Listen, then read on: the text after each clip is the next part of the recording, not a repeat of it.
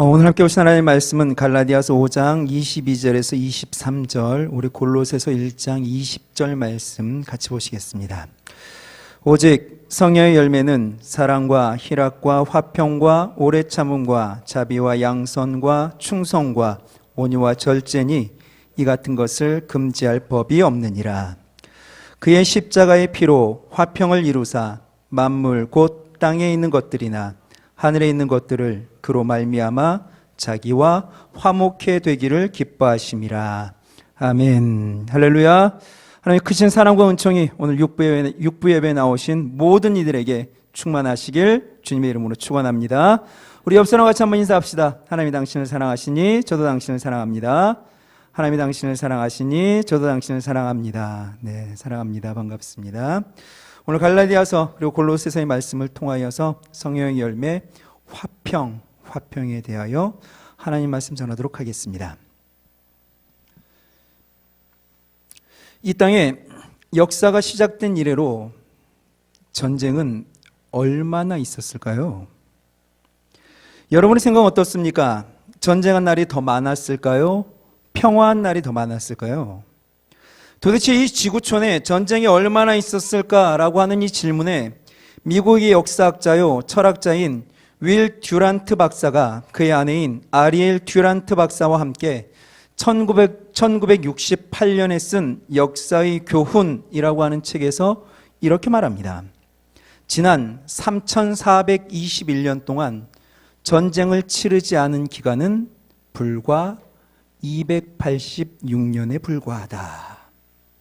여러분, 지난 3421년이라고 하는 이 역사의 시간 동안 286년만 전쟁을 한 것이 아니라 3135년 전체 역사의 91.6%의 기간 동안 날마다 매일 이 지구상의 전쟁이 있었다라고 하는 말입니다.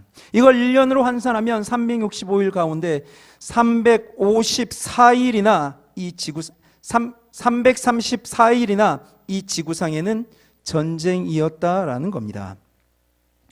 보프라고 하는 학자는 한술 더 떠서 이렇게 말합니다. 3400년간의 기록된 인류의 역사 중에 3166년간은 전쟁을 하였고 나머지 234년은 전쟁을 준비하는 세월을 보냈다. 그리고 20세기 지난 100년 동안 전쟁과 혁명으로 죽어간 이들은 자그마치 9억 명이라 이야기합니다. 인류 역사는 전쟁의 역사입니다. 여러분, 전쟁은 게임이 아닙니다. 그 안에는 내가 너를 죽이지 않으면 내가 죽는 처절함과 잔혹함이 있습니다. 말로 다 할 수 없는 끔찍함과 죽음의 공포는 전쟁 이후에도 전쟁에 참여한 이들을 집어삼킵니다. 그래서 사람들은 누구나 다 그 끔찍함을 알기에 평화를 꿈꿉니다. 여기서 말하는 평화는 고요하고 아무 문제도 없으며 어떤 다툼이나 갈등도 없는 그런 상태를 말할 겁니다. 그저 금빛 부서지는 잔잔한 호수, 푸른 초장, 맑은 물가와 같은 그러한 것을 떠올리죠. 조용하고 어떤 움직임도 어떤 변화도 없는 상태. 그래서 어쩌면 이 평화라고 하는 것은 좀 소극적이고 정적이고 수동적인 것 같습니다. 그래서 이런 조용하고 어떤 움직임도 없는, 변화도 없는 그런 평화를 이루기 위해 우리가 머릿속으로 생각하는 것은 어쩌면 팍스 로마나 그 옛날 로마가 이룩한 평화인지 모르겠습니다. 로마의 강력한 군사력, 그 정치력, 그것에 의해 이루어진 평화, 통일 로마의 지배하에 그저 그 힘에 굴복하여 살아감으로 누릴 수 있는 평화, 로마에 무릎 꿇으면 편합니다. 로마의 그늘에 따르기만 하면 그저 고요합니다. 문제가 없습니다. 평화입니다. 그러나 만약 독립을 꿈꾼다든가 로마에게서 벗어나려고 한다면 그들의 평화는 무참히 짓밟히고 말죠. 오늘날은 그래서 이런 평화를 유지하기 위해 모든 나라들이 생각하는 것이 아마 핵인 것 같습니다. 세상의 어느 나라도, 아니 이 땅에 존재하는 모든 이들은 외세에 흔들리고 간섭을 받는 것을 좋아하지 않습니다. 누구나 자주적으로 살아가길 원합니다. 자신의 나라든 자신의 가정이든 자기의 것은 자기 힘으로 지키고 싶습니다. 그래서 핵을 가지고 싶어 합니다. 핵이 있으면 평화를 보장받을 수 있습니다. 핵을 가지고 있는 나라를 어떻게 감히 침공에 들어가고 그 나라를 함부로 대할 수 있겠습니까? 북한이 아직도 핵에 집착하는 이유가 바로 여기에 있는 것 아닙니까? 덕분에 이 지구상에는 그 평화를 유지하겠다는 명목하에 이미 3만 7천여 개의 핵탄두가 있습니다. 그리고 미국과 소련, 러시아가 가진 핵탄두만으로도 지구를 41번이나 파괴할 수 있다고 합니다. 그럼 여러분, 이렇게 하여 이루어진 평화가 진짜 평화일까요? 군사 독재 정권이 일어나서 큰 소리를 칩니다. 언론을 통제합니다. 야당 지도자들을 억압하고 구속합니다. 대학가에 총든 군인을 세웁니다.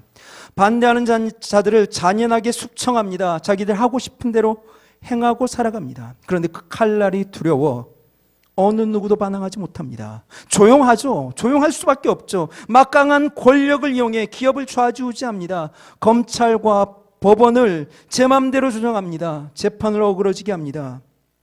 그래도 시끄럽지 않으니까 평화입니까? 그래도 경제가 성장했으니까 더 나은 겁니까?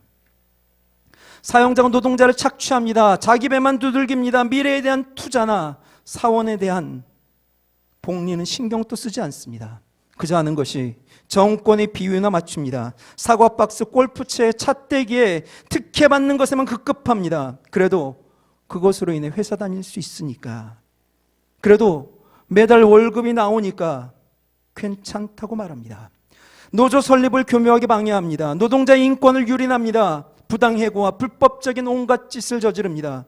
그래도 분규가 없고 조용하니까, 평화니까 그래도 된다 말은 이것이 옳겠습니까?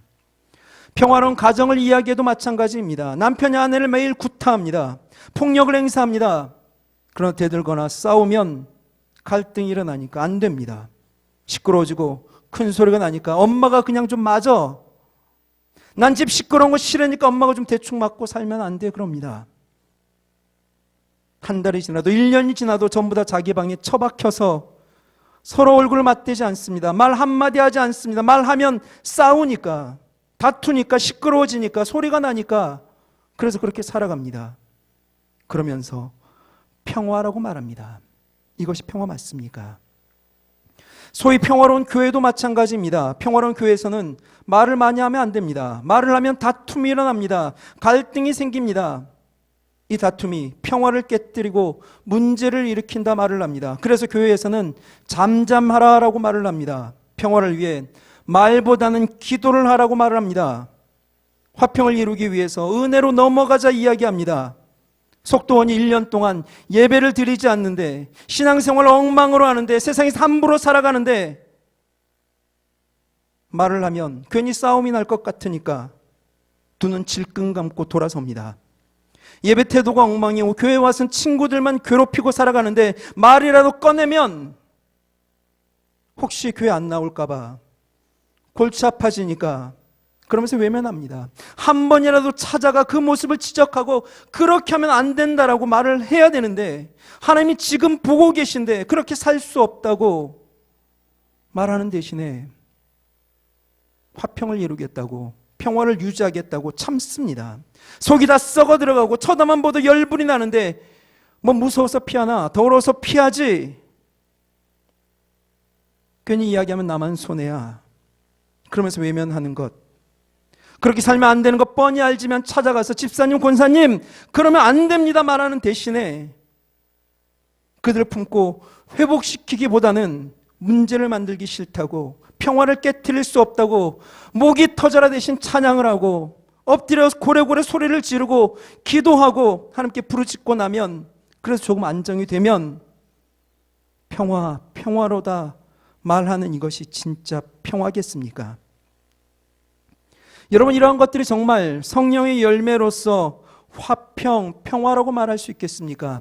제가 보기엔 성경은 좀 다른 이야기를 하는 것 같습니다.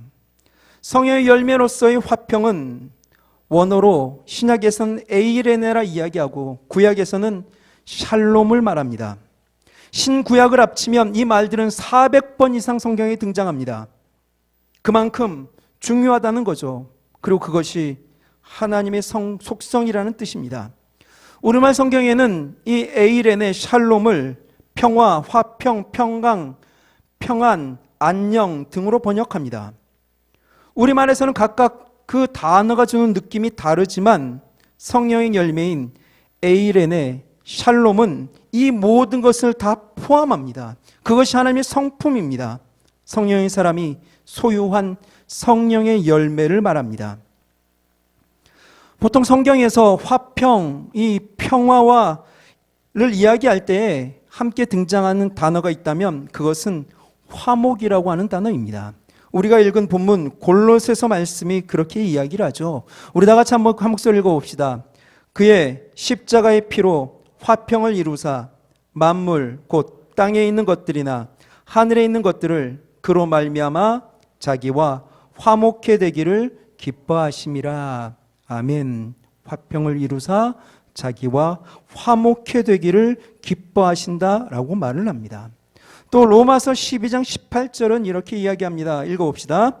할 수 있거든 너희로서는 모든 사람으로 더불어 평화하라. 개역 한글은 이렇게 이야기하고요.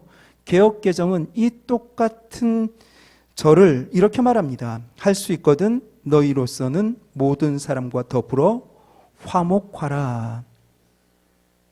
평화하라, 화목하라, 무엇을 써도 같은 의미입니다 라고 하는 거죠. 그런데 여러분, 이 말씀처럼 할 수 있거든 너희로서는 모든 사람으로 더불어 평화하라, 화목하라 라고 이야기한다면 이것이 두 눈 질끈 감고 아무 말도 하지 않고 외면하고 돌아서서 잠잠해 하는 것이 바로 이러한 걸까요?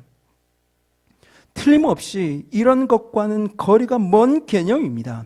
성령의 열매가 하나님의 성품을 닮은 것이고 그 열매로 화평을 이야기한다면 그 화평은 어떤 그저 평화로운 상태라고 하기보다는 화평하라, 화목하라 라고 하는 명령입니다. 그리고 그에 따른 행동이 열매인 겁니다.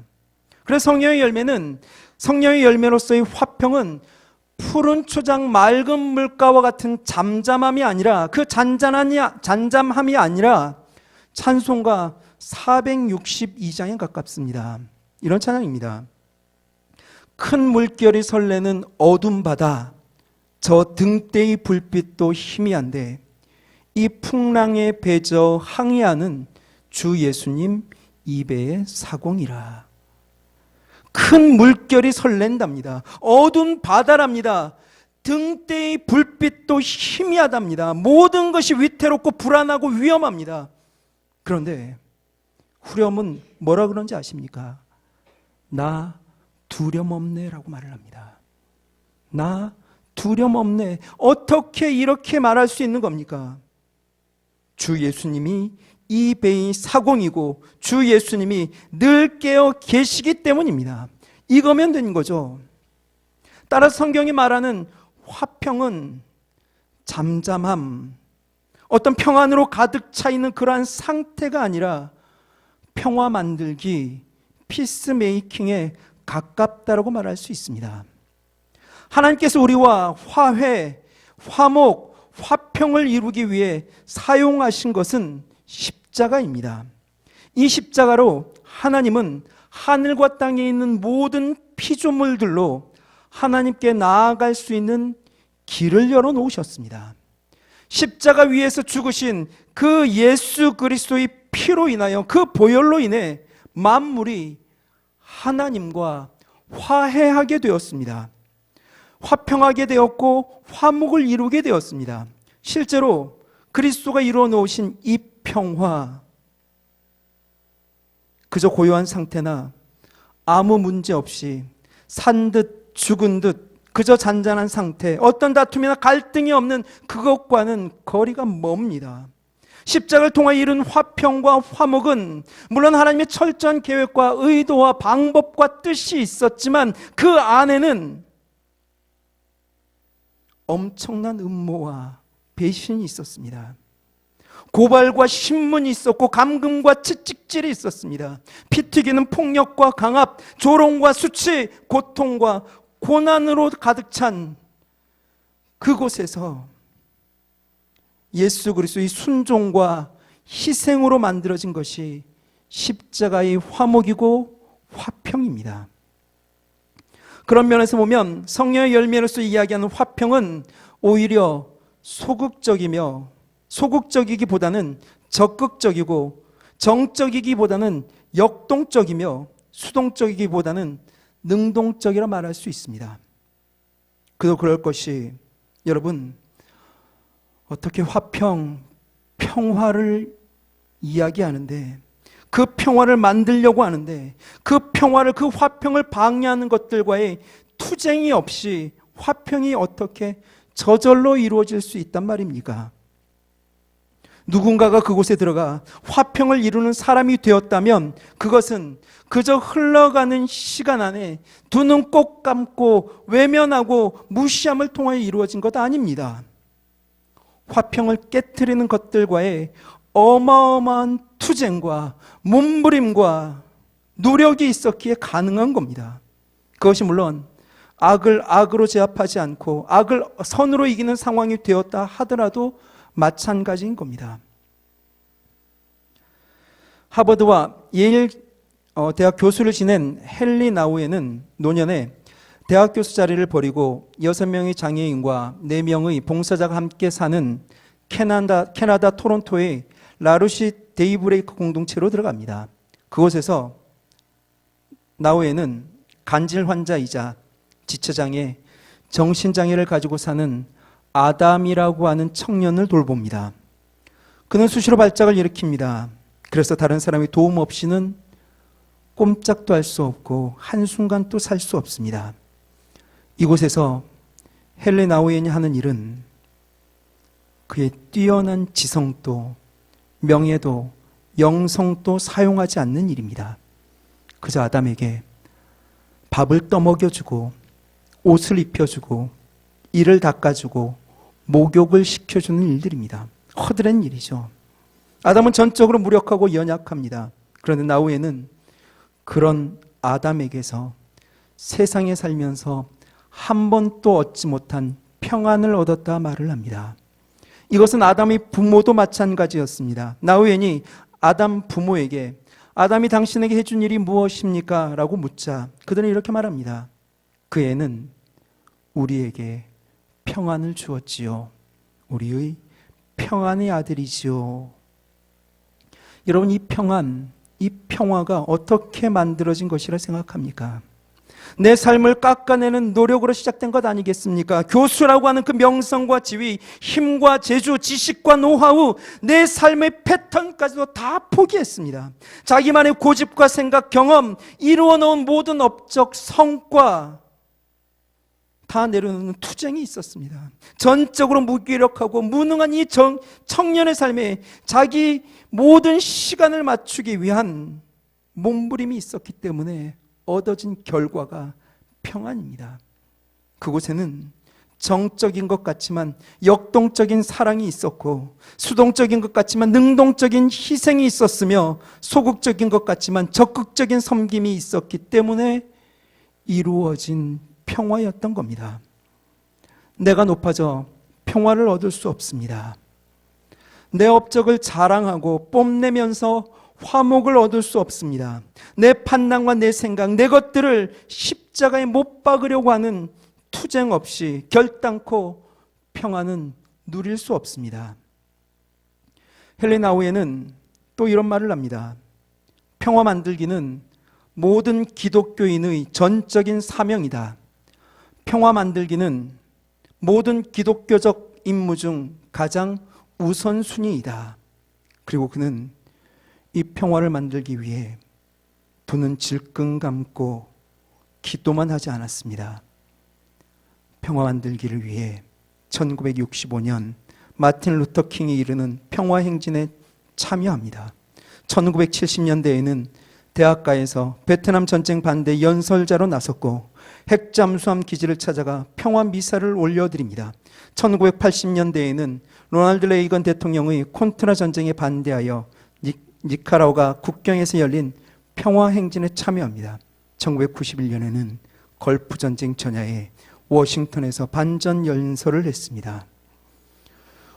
어쩜 헨리 나우에는 이 한국 땅에서 사는 한국 사람이었다면 그는 친북 좌파 반미주의자로 몰렸을지도 모르겠습니다. 그는 앉아서 평화로운 상태만 노래한 사람이 아닙니다. 그는 평화를 만들기 위해 온몸으로 철저히 투쟁했던 사람입니다. 예수님이 이렇게 말합니다. 마태복음 말씀입니다.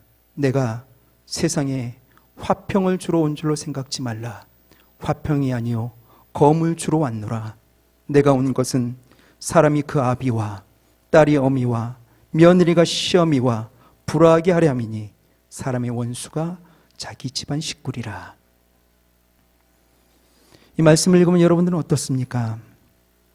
평화의 임금인 예수가 이런 말을 했을 리가 없다고 생각하십니까?